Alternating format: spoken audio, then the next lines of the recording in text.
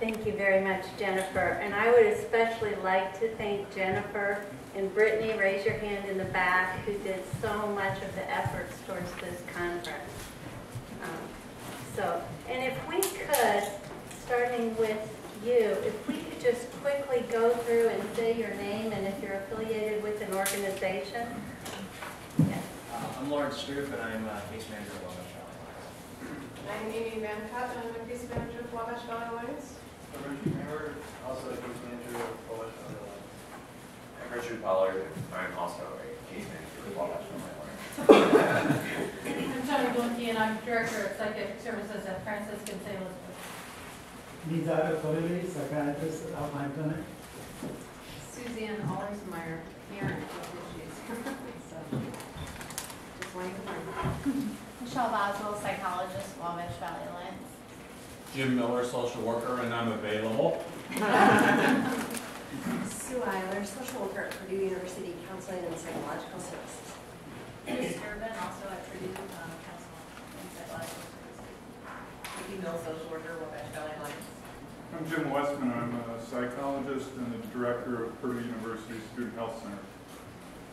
I'm Brent Clemens. I'm with Wabash Valley Alliance. Terry Egler, case manager at Wabash Valley Alliance. Marley Wincott, graduate of last fall, non-family class. Cindy Yoder Schaefer, Sniffles Place Children's Grief Center. Victoria Gray, case manager for Wabash Valley Alliance. Sandy Donahue, the board of Mountie. I'm Buck Black. I'm a therapist at Markham Clinic. Jessica Brewer, I'm a social worker at Wabash Valley. Karen Lohmeyer, I'm a social worker at Franciscan St. Elizabeth. Ken Ritchie, I'm on the board of NAMI. Patty Wallenberg with NAMI. Jennifer Flores with MHA. Brittany Dion with MHA. I'm Beth Tutti, I'm a counselor at Purdue in the Office of Dean Students. I'm Dorothy Hughes, I'm a counselor at Purdue in the Office of the Dean Students, and I also have a private practice. Hi, I'm John DeBruni, I'm the CEO at Sycamore Springs Hospital. Hi, I'm Sarah Primo, and I'm the EAP at Purdue University. The EAP. The EAP. That's his for Employee Assistance Program. I'm Jim Murphy with Wabash Valley Alliance. Okay, thank you very much. My day job, I know Jim from Purdue, I'm a senior staff engineer at Purdue University in the Physical Facilities Department, pay special attention to laboratories and animal facilities. But my volunteer work, I'm on the board at NAMI, and I teach. This is my third fall to teach the family-to-family education course. If some of you aren't familiar with NAMI, we have a 12-week family-to-family education course that's highly acclaimed, monthly support groups for family members and peers, and both are very effective and helpful and supportive. There's also the annual crisis intervention team training that have trained nearly 400 police officers in this greater area. So last fall in our family-to-family education class, Marleya, who's sitting back there, discovered some research about cognitive enhancement training. And immediately, many of us were very interested in it because we have family members that we recognize have some cognitive impairments that in our mind is the disabling feature of their brain disorder. And that is what impairs their level of social and employment function, even more so than their positive symptoms, which many of us have found can be managed with medication. But there's no medication that helps with these cognitive impairments. So we were very excited about it. One of our other family members discovered this, did some more research and found the Center for Cognition and Recovery and Ray Gonzalez and made some connections with him. And we began to figure out how could this possibly be offered, this treatment be offered in our community. And so that eventually led to the planning of this presentation. We started planning for this last March. And Ray is with us today. Ray Gonzalez is the executive director of the Center for Cognition and Recovery in Cleveland. He has more than 35 years of direct services providing casework services for a wide range of clients. Administration, he's been a CEO of 409-bed psychiatric hospital, and program development for persons recovering from mental illnesses. He has a MSW from Ohio State University and also has his ACSW and his LISW-S, which don't ask me what that stands for. Mr. Gonzalez has been a NAMI member for more than 20 years and has presented on CET to several dozen conferences and workshops. This month has been a very rewarding month for the Center of Cognition and Research and Recovery, and they've gotten a lot of national recognition.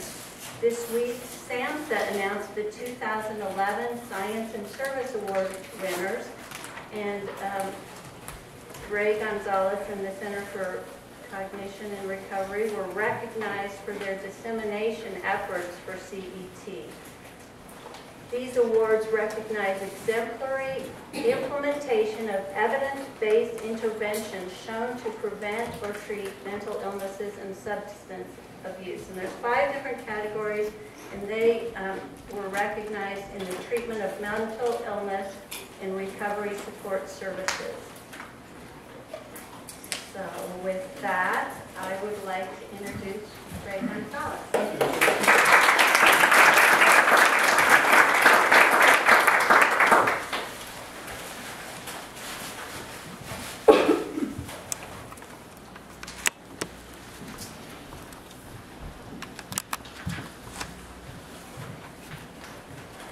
Okay, so good afternoon.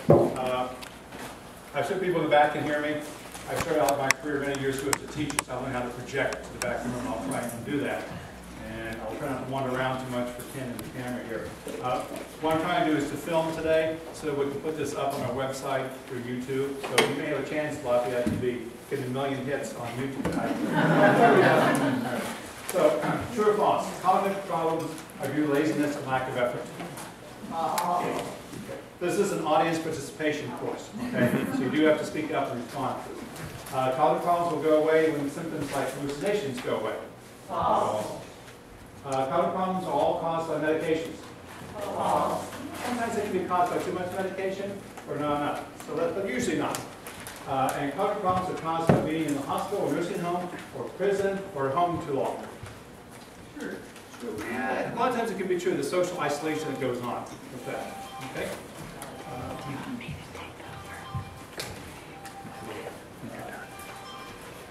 I have to move this around a little bit. So disclosures, that I'm the director of the CCR. We received a number of grants from foundations, including Cleveland Foundation, which is the oldest community foundation in America. Until the market crash, it had over $2 billion in assets, now it's down to maybe 1.6, 1.8. But they're getting by with that online. So, the other things up there I don't quite have yet is that I have to disclaim I'm an optimist. I really believe in the power of recovery. The norm is that people can and do recover. And CET is one of the significant ways to help people recover. Medication is very important for people to stabilize, but recovery needs more than that. We need some more work to do. Anita, who was a college graduate from St. Louis University, was asked why she recommends CET for other people. She answered, she recommended because it helped those with illness reach their true potential. And while potential can sometimes be measured in employment and work productivity, it's even more important for the subjective aspect, enjoying the lives that we're meant to live. So what CET does is improve quality of life. Quality of life definitely involves work, but also promotes enjoyment of life, to have fun life. It's really important to do. This is my attempt at doing art. My wife's an art therapist. We've been married almost 20 years now. I've never drawn for her. Because if you know what art therapy does, they look at your drawings and diagnose you and do stuff. I'm not going to do that, but this is my idea of what the illness is of schizophrenia, the roller coaster. There's little roller coasters in there. It's also a way to promote the state of Ohio and Cedar Point, which has the most roller coasters in the world. Kings Island, He's understood too. But CET is really for folks who are stable, not acutely ill. So we tend to get people usually when they're starting their mid to late 20s and on and through the 40s, 50s, 60s. The oldest person to graduate from CET was, I think, 67. But we recently started doing a program in St. Louis where we have 14 to 18-year-old men, kids, who some are diagnosed with schizophrenia, all have some sort of psychosis aspect in the illness, and it's doing really well. So we really expect to expand on this. This is a great way, I think, to intervene with people in the transitional age youth, try and prevent a lot of heartache and pain, and help really get to promote recovery. Okay. So, what is CET? We aim to remediate the brain, change the brain, make the brain better. For stable patients who kind of plateaued, that's why we were starting to find CET. One of my board members challenged me to really improve the functionality of his daughter, who had been part of the original clozapine study program in Cleveland, which was in the late 80s. And I eventually found CET and was able to bring it to Cleveland from Pittsburgh. It's a combination of specialized computer exercises and social cognition groups. We utilize a coaching methodology. I'll talk more about that later. And it's done over 48 weeks, 1 day a week for 48 weeks. We have an 80 to 90% attendance rate, an 85% graduation rate. People say, you can't be doing that. You're selling snake oil, but it's not. It's really good. If I wish I could sell snake oil, that'd be a nice way to make some money. But what CET does, it really engages clients in ways that no other treatment does I've seen. It's truly an active treatment. So, components of CET, specialized computer exercises done in pairs. Homework reporting is done in class. No one can hide. So before I did CET, I used to do traditional psychotherapy groups with people who have schizophrenia. We would meet once a week. We'd have 6 to 8 clients. And after a while, my co-therapist and I say, what's happened to George? He hasn't said anything in 3 weeks. He was hiding out in the group. He can't hide in CET. Everybody has to participate and be involved in the program. It's the norm that we have. So the weekly psycho-ed talks is part of that. There are cognitive exercises that are done with pairs in front of the group, and I'll demonstrate some of those later on. And there's individual coaching that's done between the group sessions in the next week. So, any questions? I tend to go a little fast sometimes. I want to slow down and really be able to attend to my audience here. So. Okay. So why CET? Well, there's been over 50, probably close to 60 years of research now that really shows that there are major cognitive deficits associated with schizophrenia, but no true active treatments. Medication is not an active treatment. It's a way to get people stabilized, help them recover. We join individual psychotherapy. That's a form of active treatment, but for most folks with schizophrenia, one-on-one counseling doesn't work a whole lot. It's developed in response observation the lack of vocational success was not due to lack of social skills training or general intelligence. We all have clients we know are very bright, very capable, had some work experience before being in service. They really weren't able to get traction again, get back and being productive. Rather, what vocational success at work was due more to improved social cognition, awareness of how society functions. I'll come back to social cognition a lot. And many clients are stable but not in full recovery. And our goal is to make recovery as full as possible for our clients. This is a quote I took from Bill McFarland. This really great psychiatrist. He's currently in Maine, and what he's doing now is working with transitional age youth, 17 to 25, using a form of an ACT team and an intervention where he's trying to keep people in their normal social roles. He's been very successful, like 90–95%, using the small spell medication and omega-3 fish oil. And doing this, it's really successful. So if you want to work this population, it's the PIER, P-I-E-R program in Maine. It's really great. But Bill's talking about this whole idea of everyone looking for the magic bullet. Trying to come in and find something that's going to save our clients, it's going to improve their cognition. And what most people really want is helping people to get back to the workforce, how to be involved in stuff, and not waiting for this magic bullet. We're trying to find something that's really active treatment. So, how CET got developed was that Jerry Hogaday, who's this really great researcher at the University of Pittsburgh, had a master's degree in social work, the full tenured professor of psychiatry. Just did great work.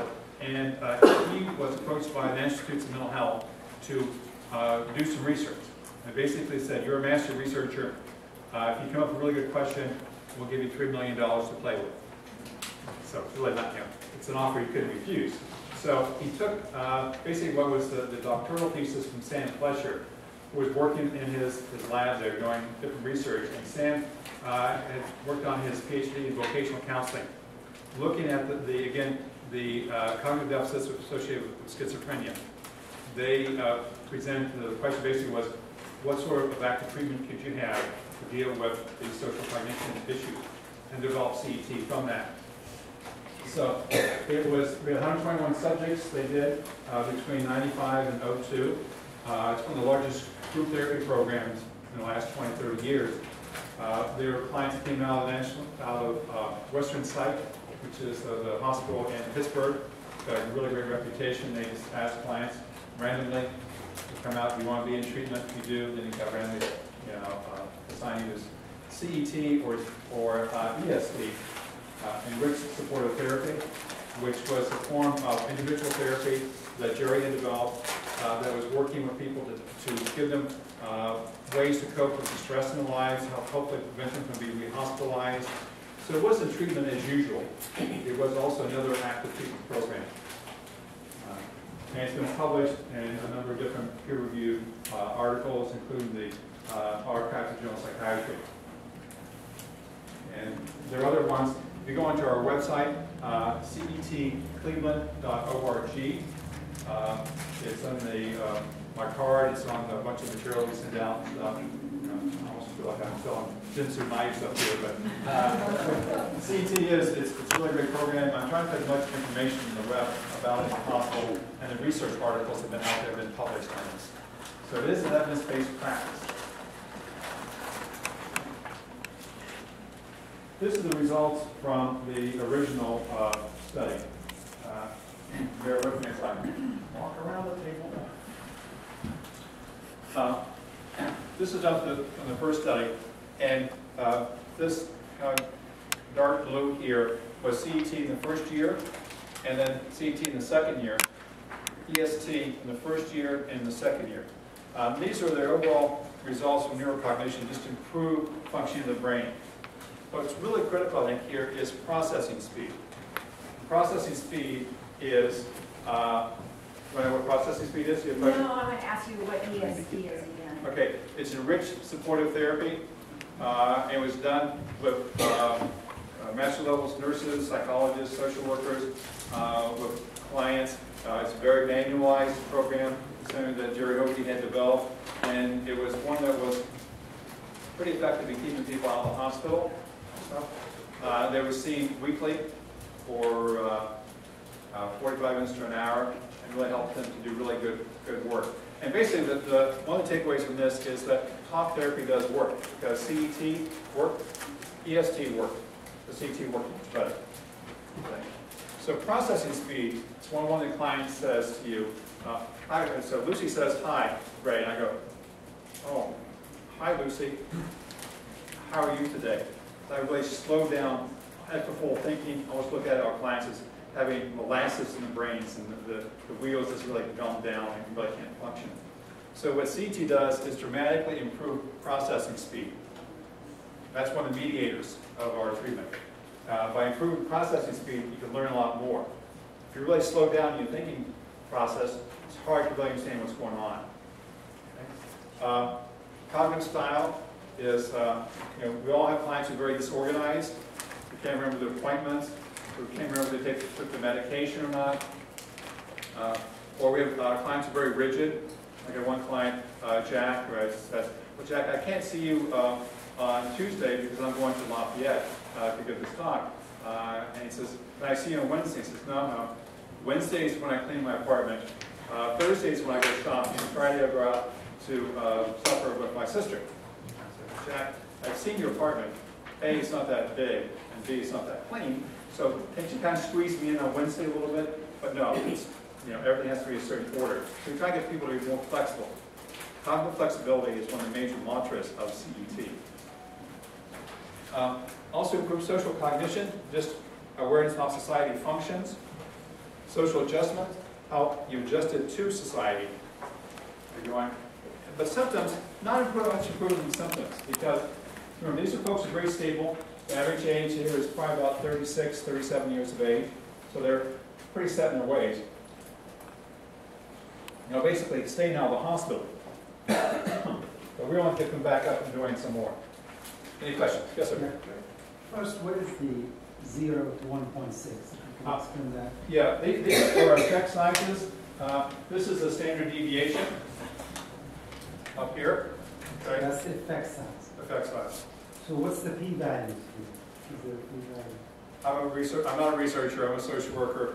If you go online and look at the thing, they can definitely tell you that, what the p-value and all the other research things. So it's very well done, very rigorous scientific version of how they do that sort of stuff. Is there any control for people who didn't get anything? No. Okay. So the EST, again, was an active treatment program, just not as active of CET. You've probably done another similar one, and you probably got any changes here, very, very little. What it does show, though, is that you have a lot of major effect sizes. But for a new medication, like Abilify, when it came out, what sort of effect size do you think you got from that medication to improve cognition? Hazard a guess. 0.2. 0.2 to 0.4 for really one that has some love stuff. So if Sam and Jerry had developed a new medication versus a year-long psychotropic or a little psychosocial educational program, they'd be multi-millionaires. In America, we want things to be done right here and now and stuff. But for our clients who got ill over a long period of time, by and large, it's going to take some time to get them to be better and be back to being healthy again.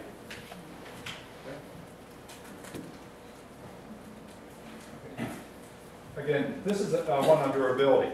So oftentimes when clients are in the program, they do really well. But once they get out of the program, their effectiveness of the program goes really down. So what we're looking at here, again, is CET compared to EST. This is over 3 years. And processing speed, which is one of the really major things you really want to improve the client's ability to function. So not much change here in EST. But a pretty dramatic change here in CET, again, being fairly maintained over a long period of time. Neurocognition, so improvement with EST, much more with CET. And I've seen clients now at 10 years, 9-10 years post-CET in Cleveland, and they've been able to maintain these results. Not everybody, but the vast majority have been really to be very functional stuff. And Sam Fletcher, we brought from Pittsburgh to come to Cleveland to train us and join us. He drove to Cleveland for every week for 8 years and did 2 days of training. I tried to convert him from a Pittsburgh Steelers fan to a Cleveland Browns fan, but it didn't work. And he is saying he's seen people 12, 14 years through CET and doing really well and doing stuff. So durability. This is a research published here in Psychiatry Services. But I'm saying from my personal experience, I've seen clients really be much more functional and stuff. Are these controlled for medicine that they're on? Yes, we try not to change any medicine. That they come in and stay on the same medicine. And when clients go into CET, we really try and work with the psychiatrist not to change the medicine that they do tend to get better. And in a few cases when clients have been hospitalized, it's primarily because they got a lot better, and then they talk to the psychiatrist and say, well, can you reduce my meds a little bit? A lot of clients are like that. And they reduce the meds, and then they begin to reduce the meds themselves, and then they run off the meds and crash. So we try not to do this. This is something that is done in addition to medication, not to take the place of medication.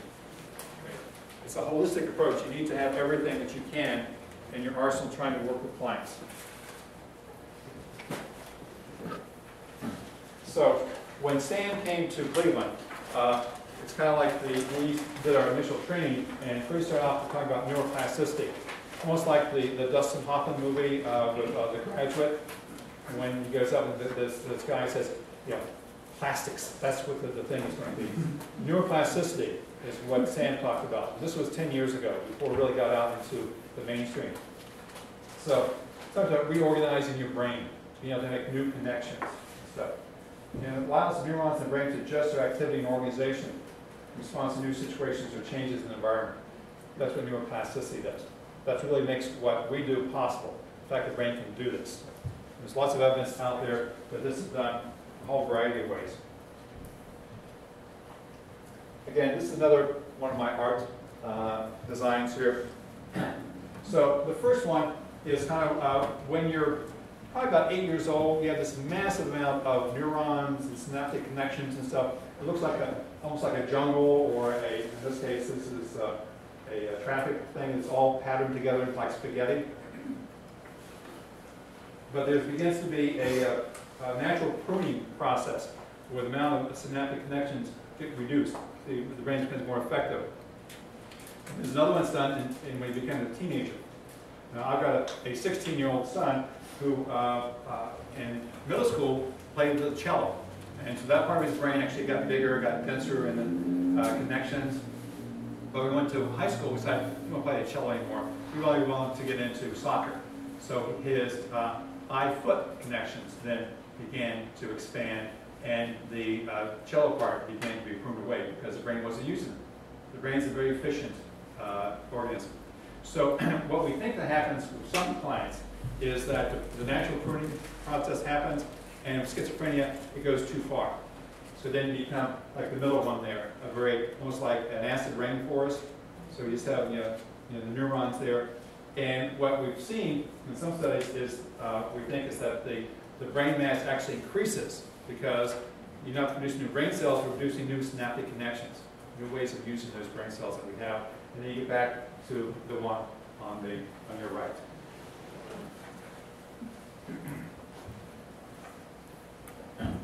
So, CET improves social cognition, the awareness to interact wisely with others. Our clients interact with other people all the time.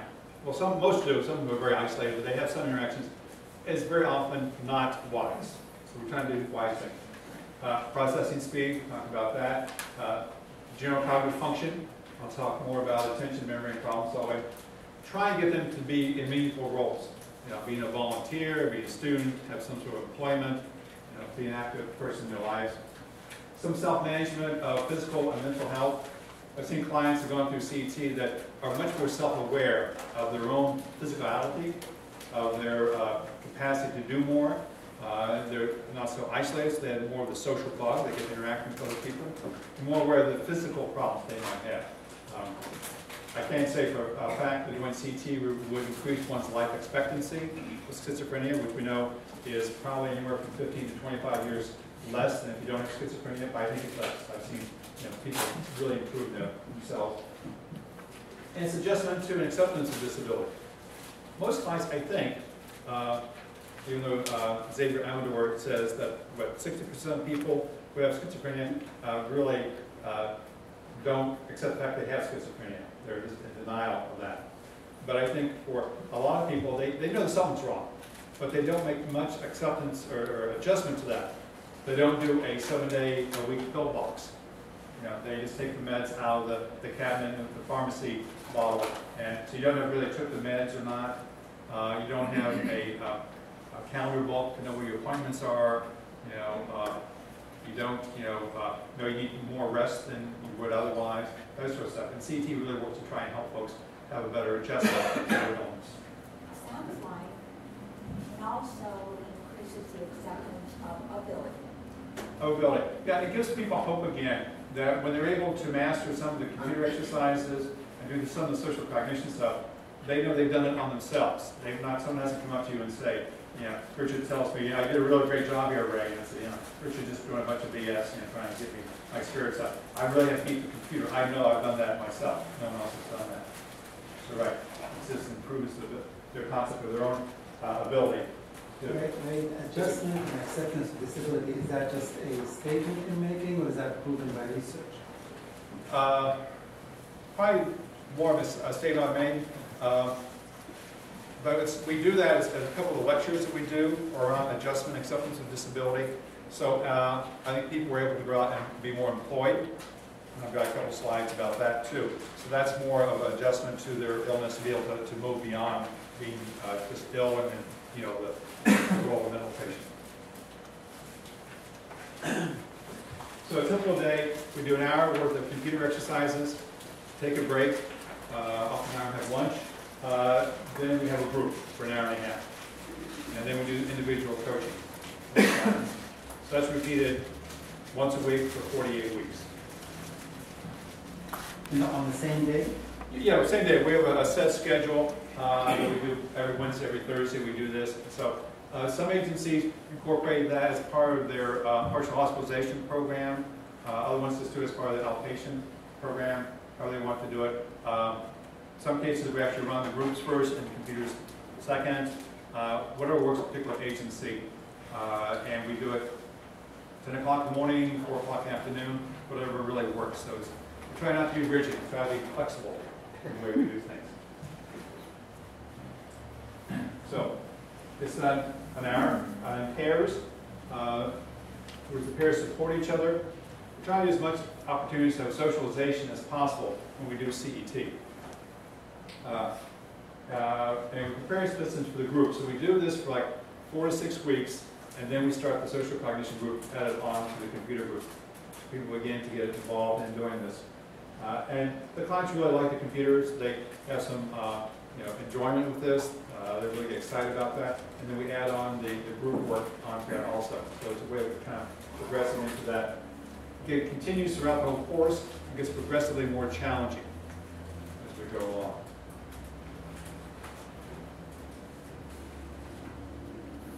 So what we're working on first is attention. Trying to establish CET. Trying to get people to pay attention. Like you all are doing. You're doing pretty good. You got eyes forward here. No one's snoring away there. I appreciate that. You're maintaining CET. You're maintaining this over some length of time now. We've been talking for about half an hour. I was reading a book today called Brain Rules, and the author, who's a professor, asked his students how long that they usually got in the class before they got bored. The class wasn't very interesting. It's usually about 10 minutes. So we've gone past the 10-minute thing, so that means I've actually seen some interesting stuff here. And you'll be able to shift CET from my talking to what's up on the slides here, and some other work we'll be doing. So you'll be able to do all that stuff. We also work on memory. So recall memory. What's the capital of Springfield? Illinois. What's Springfield the capital of? Illinois. Okay. So what's the capital of Louisiana?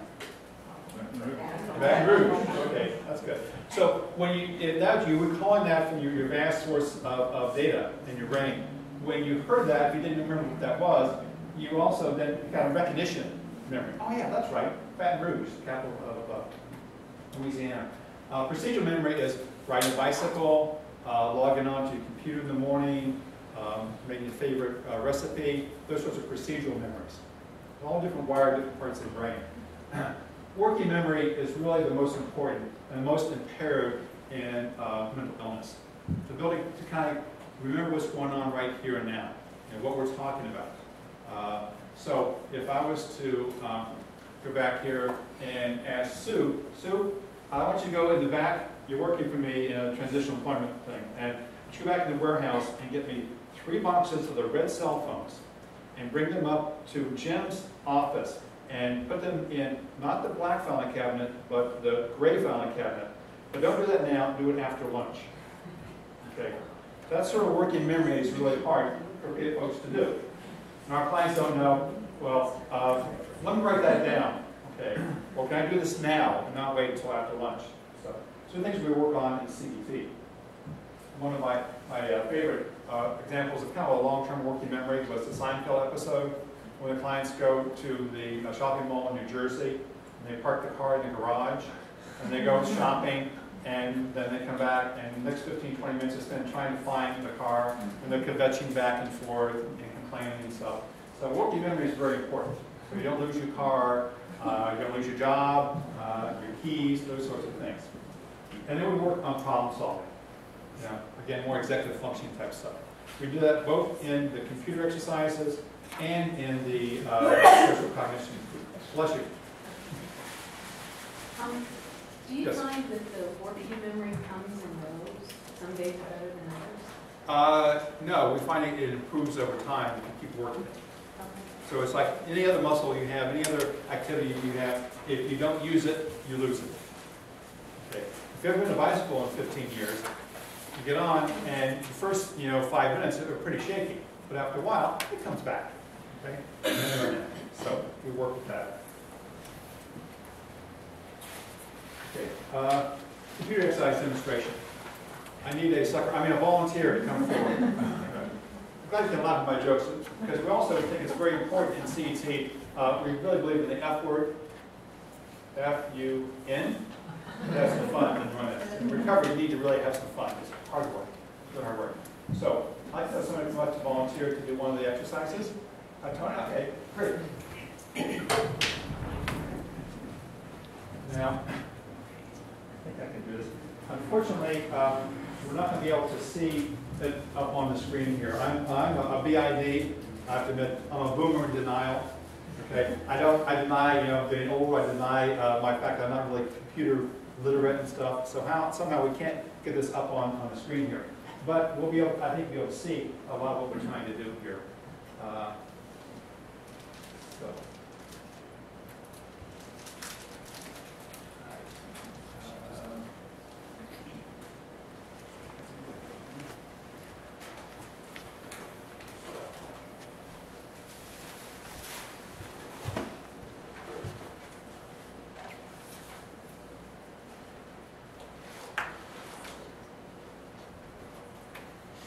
Now, the software that we're doing was developed by Dr. Ben Yushai, who is an Israeli psychologist who just retired, but he was working with folks with head injuries, strokes, closed head injuries, open head injuries in New York City, and he developed this. And Sam Fletcher went to his program and looked at this and really saw the effectiveness of this. So.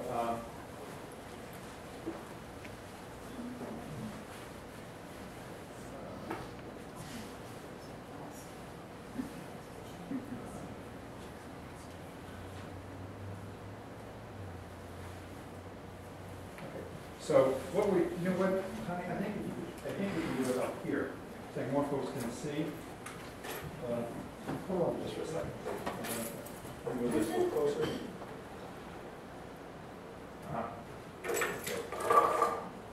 Can folks see a little bit of this? You'll be able to see in a second. So what happens is that there's a warning thing. And you get 5 beeps. At the end of the 5th beep, the green light comes on. And you're fast enough, they'll all light up. I wasn't quite fast enough today. Okay. But if you go too soon, clients will be really impulsive. Nothing's going to happen. Okay. Can you put the screen up a little bit? There's a lot of glare on it. Oh, okay.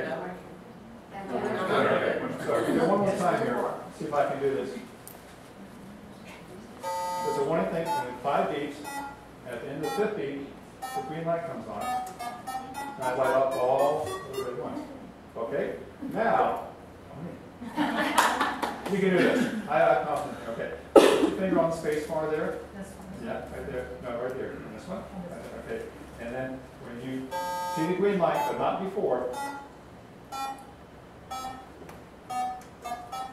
Good. Almost. It's okay. No, wait, no, she got to work on this a little bit. Okay, come on. You're okay. I think you got it. Yay, okay. But you know what? This is good. We need to keep working at this. So we're going to build your mental stamina here.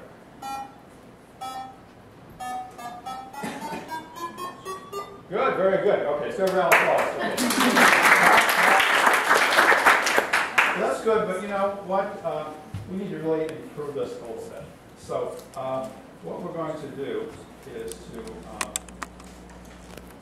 try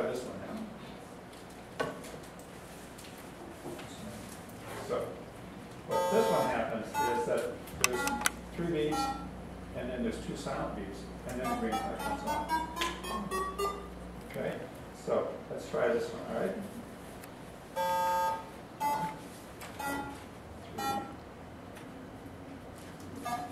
Ah, boy, you're really good. Let's try this again. I don't know.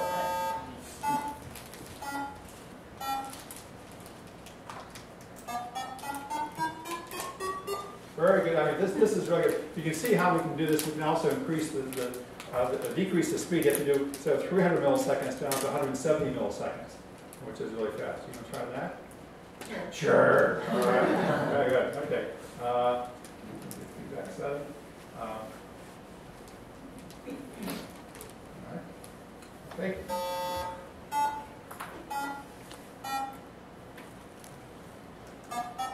Ooh, I think you got it. Oh, no, not quite. Let's try again. This is really hard, but I think you may do it.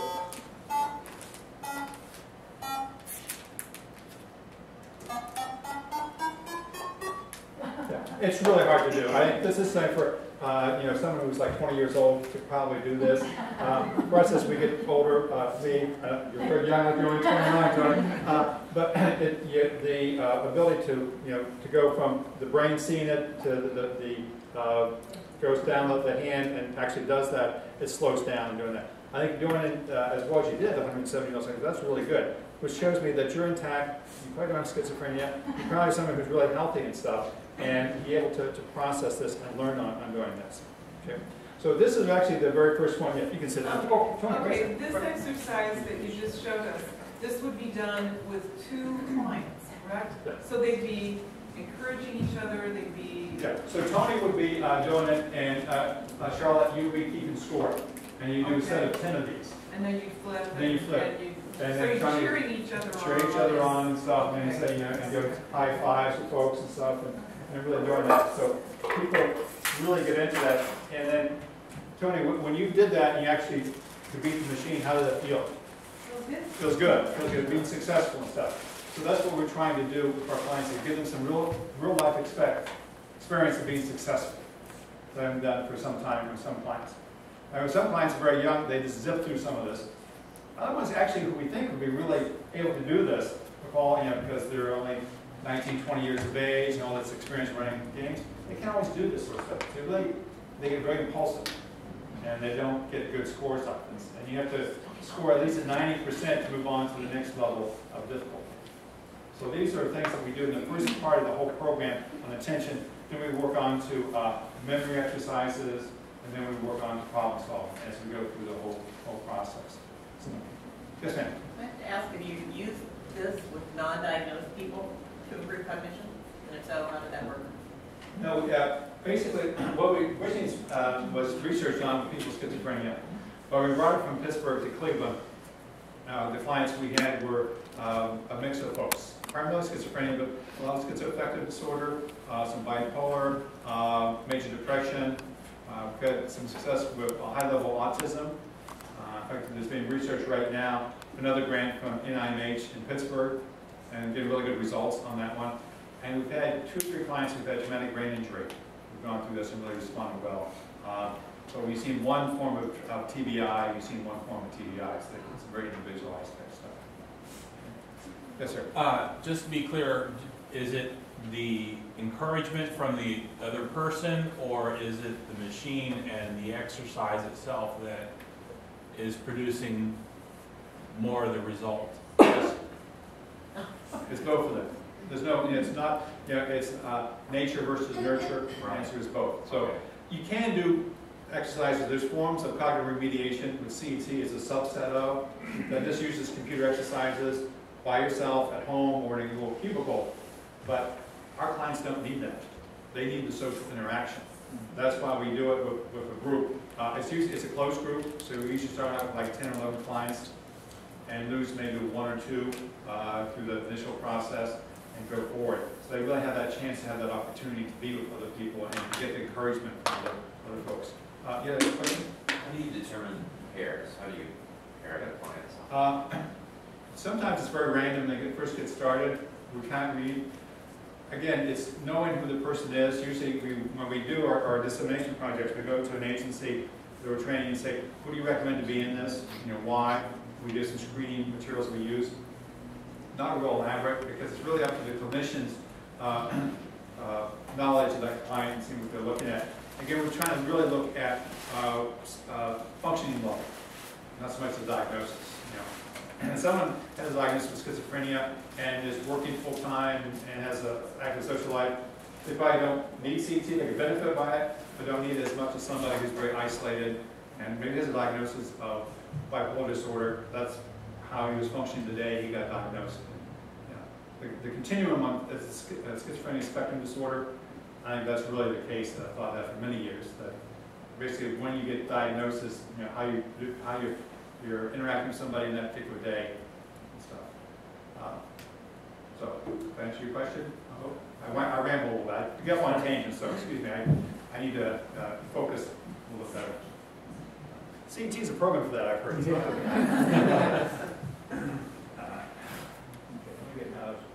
Here.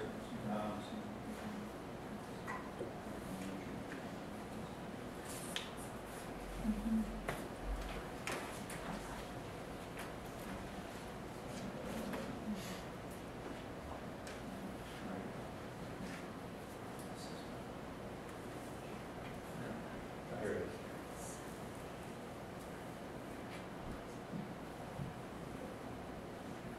So you saw in the work I did with Tony some of my coaching methodology.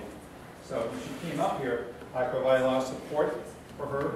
I said, I believe in you, you can do this. This is how you do it. Here's how you put your finger on that. But I also challenged her. I moved up when she was able to do it very easily from the first setting, moved up to a different setting. And then up to another setting. When she had some failure, I said, that's okay, keep doing that. So coaching in CET is much like you do in a regular sports coach.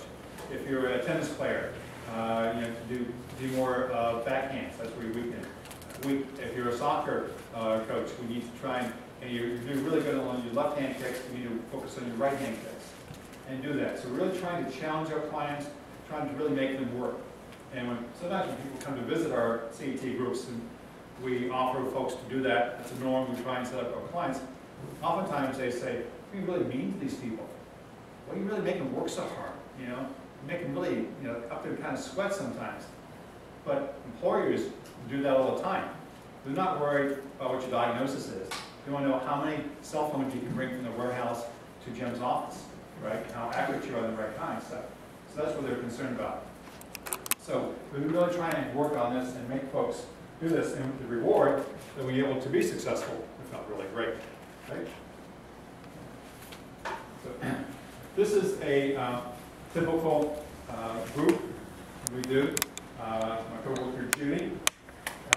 This was Judy, a little welcome back, kind of orient folks to where we're going, the context of what we're doing. And then we would then go over to the homework section of this. This is about 45 minutes we spend on doing homework. So everybody has to respond. We ask folks to volunteer to do this. We also ask one of the clients to be a chairperson, to be in charge of this part of the program.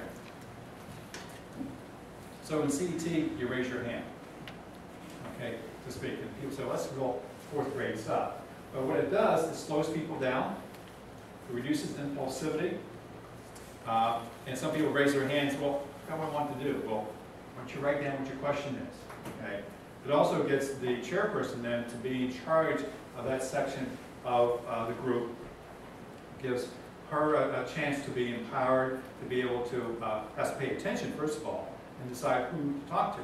So if it's the case when that Ken and I are both coaches, and then Tony raises her hand, and then we all three of us raise our hands,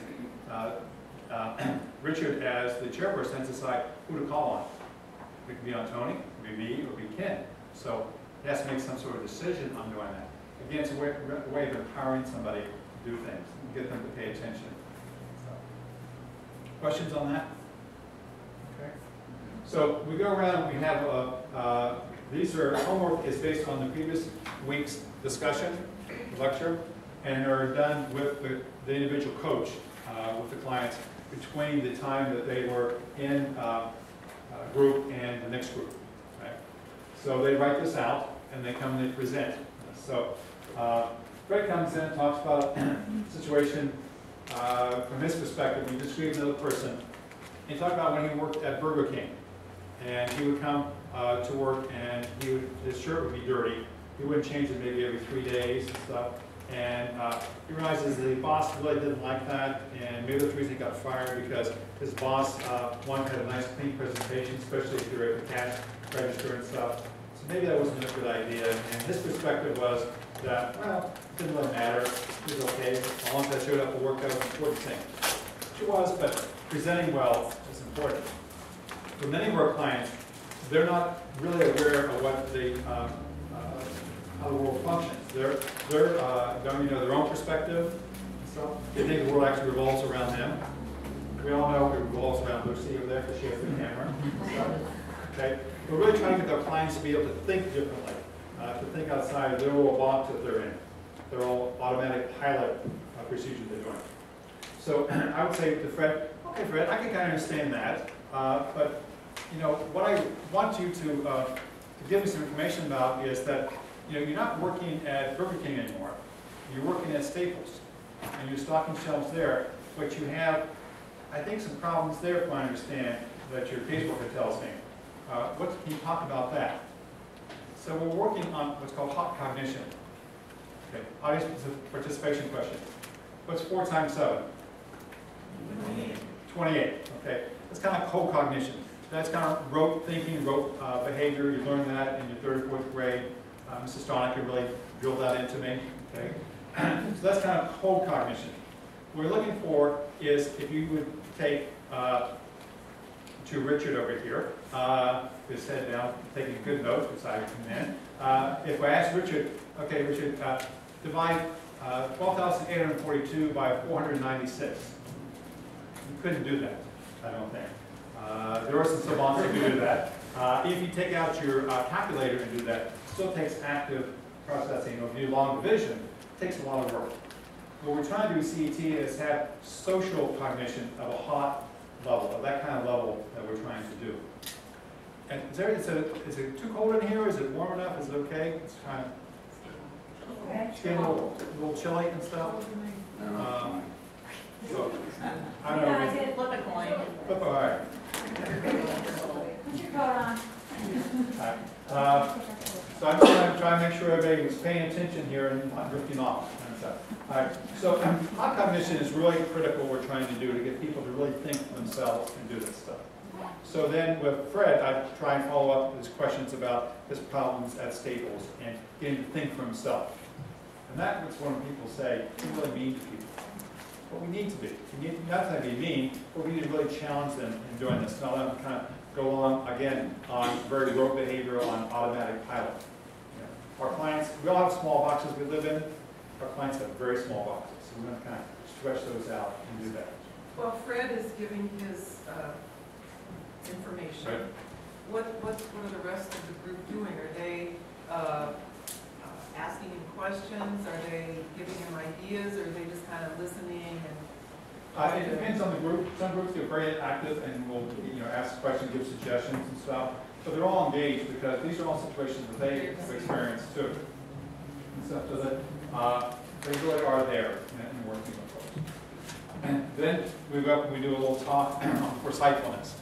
I'll show you a little clip on that later on. 5 to 10 minute talk on why it's important to be foresightful, how it's important to plan ahead, how to do that. And I'll try and engage the individual clients as I go around and do my talks, and they really connect to them. And then we get into a word exercise. It's a form of a cognitive exercise here. I need 2 more volunteers, please. You get a prize. Show me a prize there, Tony. Yeah, you get a brain. You want a brain? 2 more volunteers should come up. Okay, you got 1 volunteer from Purdue, the EAP person at Purdue.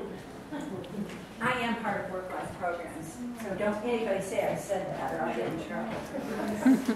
Okay, we need somebody else to help. Okay, come on up. You know what? I can jump ahead. Sorry I said I can do this. Let me jump ahead here. That's why I had.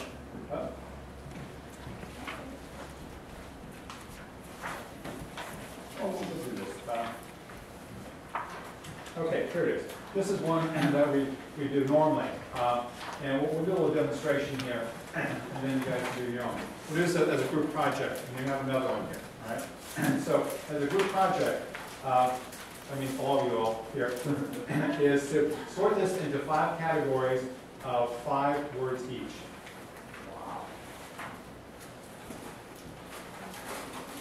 Car Well, anybody can talk this one. There's a car category.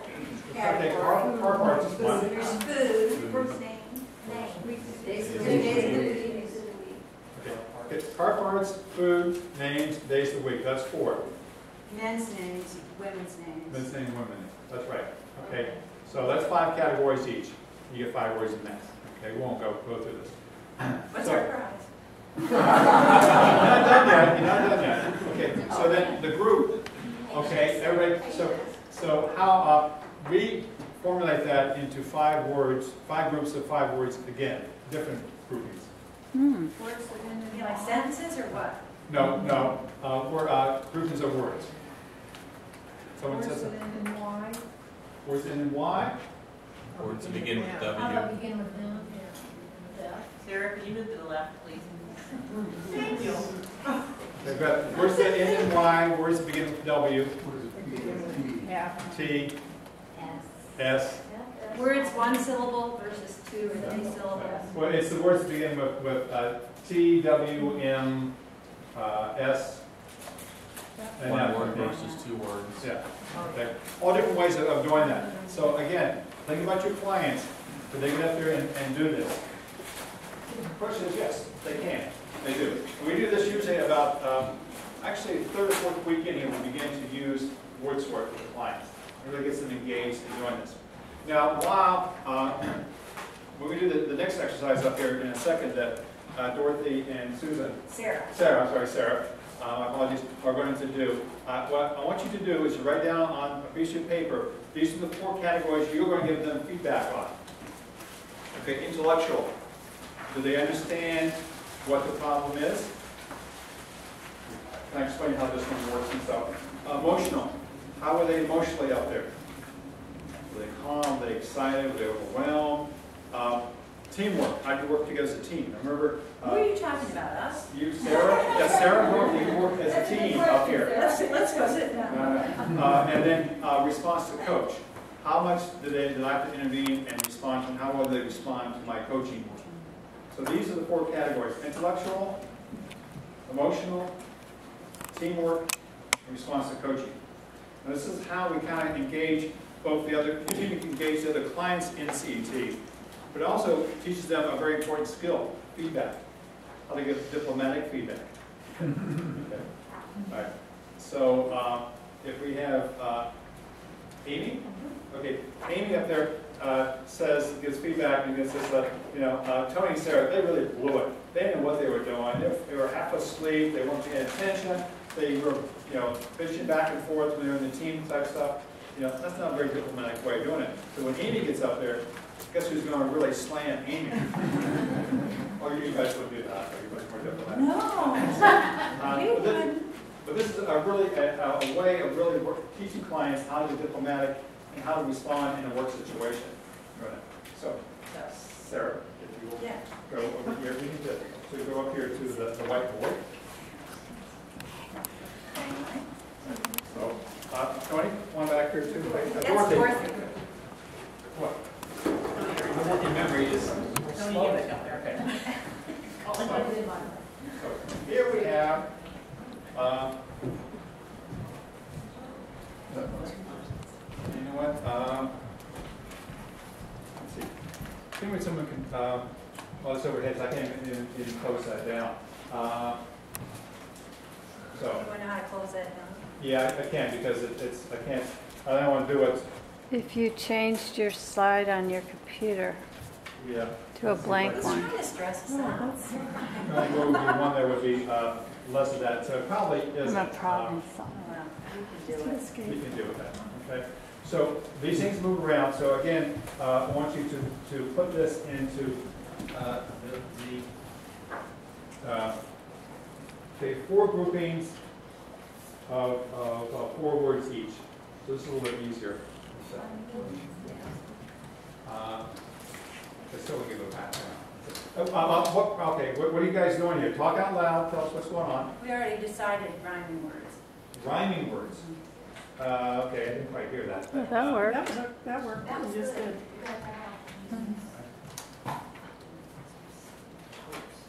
Okay, there's your process here, guys. Oh, here's toast. So we each started out, we decided they were rhyming words, and then she found some and put them together, I found some and put them together. Okay, soup du jour. More. More. Dinosaur. Watercress. Ignore.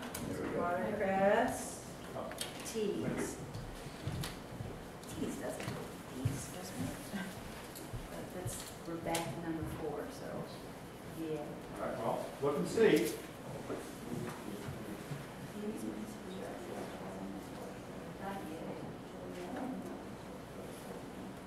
Good job, Dorothy. Okay, good, very good. Wasn't Go that around,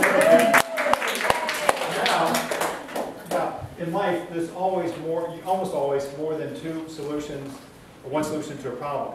Okay, this time, we sort them into 4 new categories of 4 words each. Food. Do you agree with that? Yeah. All right.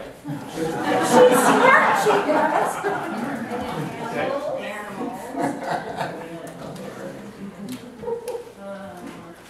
Okay, these are interpersonal reactions. Ignore, tease. Do you agree with that? Dorothy? I think you're trying to figure out where ghost is going to go. The ghost would be like Most of it. no. Come on, you can This is help. not eyes to the face at this point. Most, Least Least and or most. Okay, opposite. and here's less and more. less and more. Okay, so it's something. Ignore. So we're going to get another animal from. Ghost isn't really an animal. Kind of. It was one once, right? Well, you want to put boast with ignore, tease, stress. Yeah. These are, food, quantities, verbs, and creatures. So, all right. So they did a great job. College graduates. Okay. Get a brain. You said you get a brain, Sarah. I did get a brain. Okay. A nice colorful brain. You gotta use it though. I promise to use it. Okay. So let's get some feedback. I'll just randomly choose this young lady right there. Yes, yes. Feedback to them. Feedback intellectually. Make it nice, Mary. Well, actually, I think you did a very good job at sorting those. Intellectually, how do they do? Do they understand the problem? Sure. Yeah, you followed through, you did the exercise appropriately. Okay. Emotionally, how were they? Oh, you were excited and involved and engaged in it and participated. Okay, Buck, tell us, how were they as a team? I think they did a pretty decent job. I must say that I think Sarah was a little bit more outspoken. Very dramatically done. She said bossy, but she did. So I have someone speak for me here. That's just Sarah.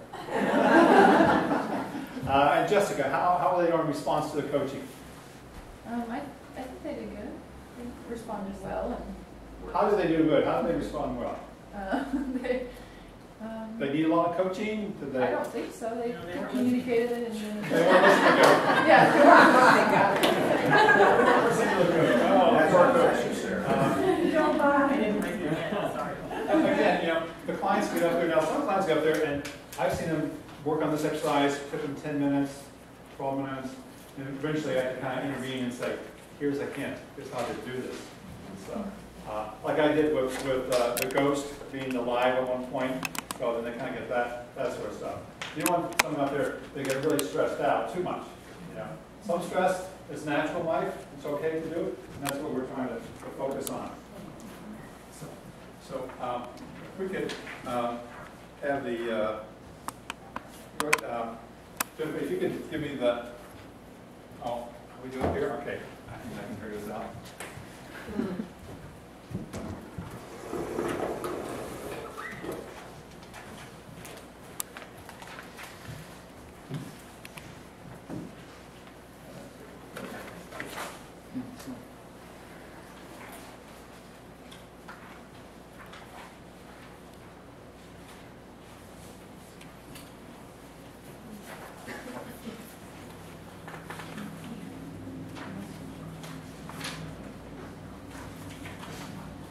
So, this is where we start. Okay, so that's an example of what a social cognition wants to do. Both computer exercises and an example of social cognition piece. Socialization. Children are told what to do. You know, my kids are 13 and 16. I got a late start to their kids. And so I still tell them what to do sometimes. You know, don't always like that, but they kind of accept it sometimes. Right? I learned through CET how to get them to do things better, I think. And stuff. But adults expect to get it. They expect to understand how society functions and stuff. But suppose your memory is impaired and it's hard to follow a conversation. Working memory, processing speed, much less participate in it. And suppose your thought process is slowed down and it takes extra effort to respond to what's going on around you. Suppose you can't trust your judgment. I was telling folks last night when we had dinner that I think almost everybody has schizophrenia has post-traumatic stress disorder. Just imagine to pop them on, you're 19, 22 years old, and all of a sudden schizophrenia hits and you can't trust your own thinking. You trust your own judgment and stuff. So these things happen. You know, desocialization happens. If you're adults, the clients don't get it, people walk away. I've literally seen people walk away from folks who are acting a little strange. If you're in a bus and someone acts a little strange, you get up and move. You know, on a train, plane, whatever. When that happens, socialization stops, deviancy grows, learning stops, and people become desocialized. Think about your clients and how they interact or don't interact. What happens to them in the work situation again. Deviant roles are established. Others begin to reinforce those deviant roles. Deviance becomes familiar. You know, one of the reasons why people get on automatic pilot, they were successful at one point in their lives. It worked. And in 2003, it doesn't work now. You know, really doesn't. But they think they did then, so why not try that? Or that they do a certain routine, so then it has this comfort and predictability about life. We all want some of that, but our clients really want that a lot more. But the one thing in life that's not predictable is change. Change happens, no matter what. So there's no learning about the generalized other people in their lives, society. Some of the social deviancy can reinforce the neuropsychological deficits, the isolation especially. And the best mental exercise is social interaction. The reason we have these brains here in our heads is not so much to make the stone axes or the bow and arrows and stuff. It's to talk to people, to socialize, interact, to have, you know, in our survival, that we're not really that powerful a predator. You know, we don't have lion claws. You know, we're not stealthy like a leopard. We're not fast like a cheetah. You know, the thing we really have is our brains.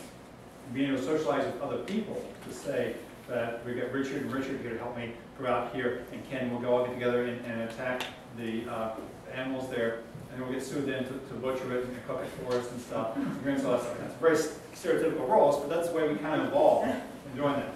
We move beyond that sort of survival thing into using our brains, but we still use our brains to socialize and to do that. That's why we've got these brains.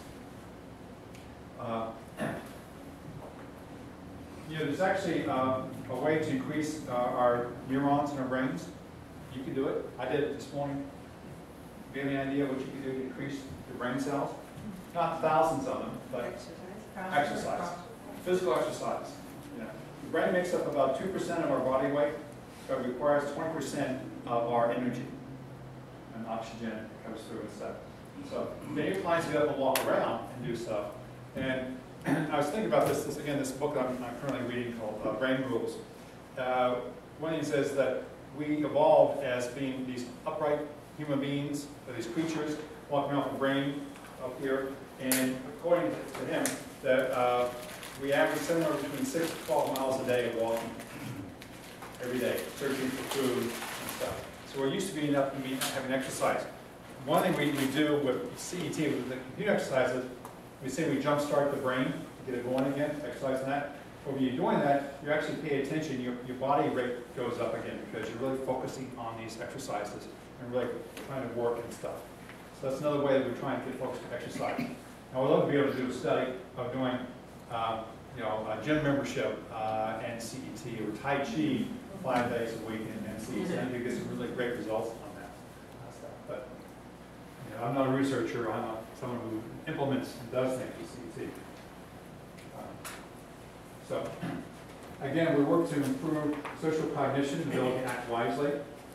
Impairments of brain can function and seriously affect social cognition. We're trying to repair how the brain functions. These are some of the topics we do. This is a listing of our table of contents for the manual that we have. So we have actually 46, 47 lectures on CET of different aspects. We go up and we have the same routine again, like I showed you before, with the agenda that we do. We do that every week. So we have some very clear structure for our clients. We try not to be rigid in that, a clear structure. We teach people how society functions, how they function, how their brain works to some degree. And this is equivalent, I think, of probably an introductory Psych 101 for social cognition and schizophrenia. People really take notes and really do very well in this. I think Purdue would be really good. As an engineering school, I have a couple of clients who are engineers who've gone through this, and they took copious notes, and they used their books, the manuals, because we give them a manual to take home and add stuff to that, and they use that post-CET and stuff. So, this is a couple of our things. I already talked about the thinking styles. Impoverished, it's just somebody who just doesn't have much in their lives. For many years, I did home visits, seeing clients in their homes. I go to some clients, and they would have nothing on the walls. No art, no pictures, nothing. Or if they have the same thing up there for 15 years. And it wouldn't change. So trying to get people to have more enriched lives through CET. So, give me some causes of inflexibility for your clients. Any causes inflexibility, rigidity for your clients? Fear. Fear. Fear of dogs, fear of airplanes. Fear of unknown, probably. Fear of the unknown. Fear of failure. Fear of failure. Okay, yeah. What else? Managing anxiety. Managing anxiety. The illness itself, those sorts of stuff. It's not being able to trust your own judgment, those sorts of things. So what are some of the benefits of being flexible when you're thinking? Be more creative. Be more creative. Yeah. Popularity. Popularity. All right, so you can do macrame and be the class clown maybe. Popularity. Go with the flow. Go with the flow. Yeah. Find new solutions to things.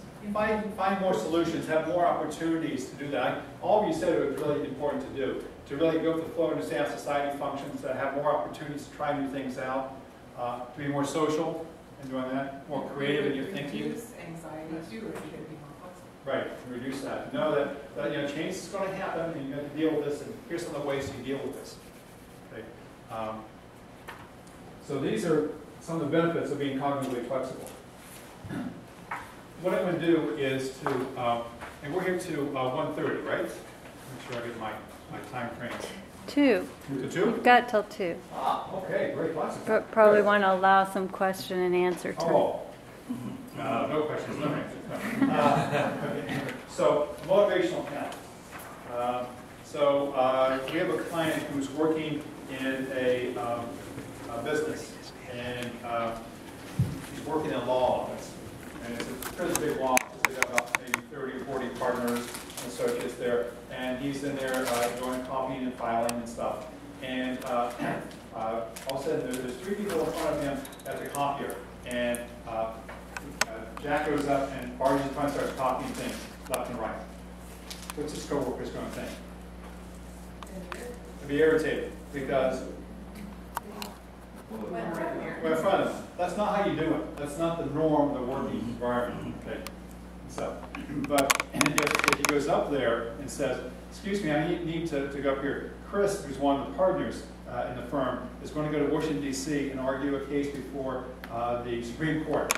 And her plane leaves Indianapolis in an hour and a half. It's going to take her an hour and 5 minutes to get there. And it's go through security. I need the copies right away. It's just 20 copies. It's only 10 pages. And I go ahead of you and do this. Is that okay? And they say, well, sure, we know that. Chris doesn't go, but she's going to really have a temper tantrum. We don't want to do that. We've seen that before. So we don't want to see that happen. So give permission to do that. So then, yeah. So Fred doesn't have any problems. He's able to go through and do that sort of stuff. Let's give them a motivational count. When I was working at my old job, it was right across from the Starbucks. I remember going in one July, and it was like 91 degrees in Cleveland, which was very hot for Cleveland. But I've got on a shirt and tie, a sweater, and a jacket on there. And I go in there and order this big cup of coffee. And people kind of look at me strange, but everybody else is getting iced coffee and lemonade and stuff. Hey guys, I really need some hot coffee. The landlord has the temperature turned down to about 48 degrees. I can almost see my breath in my office. I need something to warm me up and stuff. So I don't look so deviant when I can talk about that and explain that. So we really need to try and work on that. So that's what a motivational account is, as an example. So when you get a motivational account, you need to explain yourself, your actions, and your ideas. Now what we do, this is a lecture that I'm doing in the CET group. The clients have this handout, 8 by 11 paper. Hopefully they're taking notes on that and doing this. And there's going to be homework that's going to be done that you're going to do in a couple of minutes. Okay. Again, this is an audience participation session here.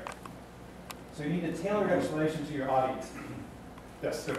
How do you handle the diversity of skills and history and experience and knowledge of the people in that group? Because you could have folks with a lot of work experience in the industry and fresh out of high school. I'm thinking some of these would be hard. You don't have all 6th graders in front. You've got a very diverse group in terms of both ability and history. Yeah, that's a great question. But basically, that's where the skill of being a coach comes in. Okay. So that when we teach people how to be a coach, we come out and we do training over the whole course of running a CET group. It takes about 14 months, doing snow days and vacations and stuff. And it's kind of like you're mentoring the staff, professional staff, how to do CET by co-leading the groups with it. It's like if you really want to become a really good football coach, you used to go to Ohio State and be an assistant to Jim Tressel. I'm going to Tressel screw things up. I won't go into that thing. But you really learn how to do that by doing it, by having somebody who's a master coach teach you how to do that whole process. To be able to show you how to engage people. Now, how I engage people, I would then know what Richard, his work experience is. I would know how Patty's work experience is, how Sue's work experience is, and really be able to try and tailor that as I go around and do my talks and doing that and saying that. So I can try and get them in there and doing it. Does that make sense? Yeah, it sounds hard, but... It is hard. It is hard. But you get to see people in CET in ways you never see them individually in other groups. You get to really see what the deficits truly are. I have some clients I've been working with for 12, 15 years, and I got in the CET group, I say, that explains a lot. I understand what's going on with these clients and stuff. So it takes some skill in doing this, and engagement and stuff. But people can learn. People can be creative in their own ways of how they respond to this. Okay. So before you do something, stop and think. How many people do you know who don't do that? How many times have you not done that? Okay. So you need to really do that. So explain what you're doing or about to do. Okay. My first example was I had friends go and start copying stuff. Not the norm, not the cool way to do that. Who's your audience? Now, in this case, copying materials, it was your coworkers. Now, if the partner was there, you might say, Chris, I know you really If there's another partner in there, you might say, excuse me, Mr. Johnson, but Mrs. Smith there is going to go to DC. May I please have permission to go ahead and copy in front of you, maybe give a more detailed explanation of what's going on. Okay? So meet your audience. What's the context of this? You know, the time urgency. What's the need to do this? Context is everything. Okay? Sam Fletcher had this really great story. He was in Israel as a math teacher for a while, and then he saw these psychologists working not so hard and getting paid more than he was. So he decided he wanted to become a psychologist. So Sam was working at this program in Israel for people with schizophrenia, really impaired folks. And then Yitzhak had a real problem. He was going up and following women's breasts, which is very not a cool thing to do. So he went to his boss and said, what are we going to do about this? And he said, context is everything. What I want you to do is to go up to Yitzhak, and when he starts to make a move as if he's going to funnel women's breasts, says, we don't do this here. It's not the norm in the program to do it. We just don't do that here. So that's not going to work. It's like, we can't do this. Yes, it will. Just trust me. So Sam said the next time he went there, he saw the light go on, and Yitzhak thought he was going to say, we don't do this here. Oh, okay. So that behavior was shaped. So context is everything. In certain situations it might be appropriate, other situations it's not. Is your explanation acceptable and credible? Does it make sense? Is it justful? Justful means that instead of talking all about this case that Chris is going to go and present at the Supreme Court, that is Percy versus Appleseed, and it's talking about interstate commerce and selling cell phones, whatever. It has to go there. So it's short, it's sweet, it's to the point, being justful. We all have politicians who, you would love to have a 10-word answer for them, but they give you a 10,000-word answer if they could. It's got to be justful. And you need to do your perspective and the perspective of your audience. Again, my perspective, perspective was he needed to get this thing done and get it out there because his boss was leaving very shortly. The co-worker's perspective was, that's not the way we do it. To move ahead and start copying, we'll find an explanation. If you gave an explanation, they got that, and do that. Then equals a motivational account. Okay? So, again, what's your perspective, the audience perspective, is behavior acceptable and credible? Can you give a clear and justful explanation of your behavior? Okay, so I want you all now to give an explanation, example situation in which it's important for you to give a motivational account. Tell why it's important, and could give a better motivational account. Talk to your clients now. So you get 4 or 5 minutes to do this. Take out paper and pencil. I ask for volunteers, and I'll ask for somebody who didn't volunteer.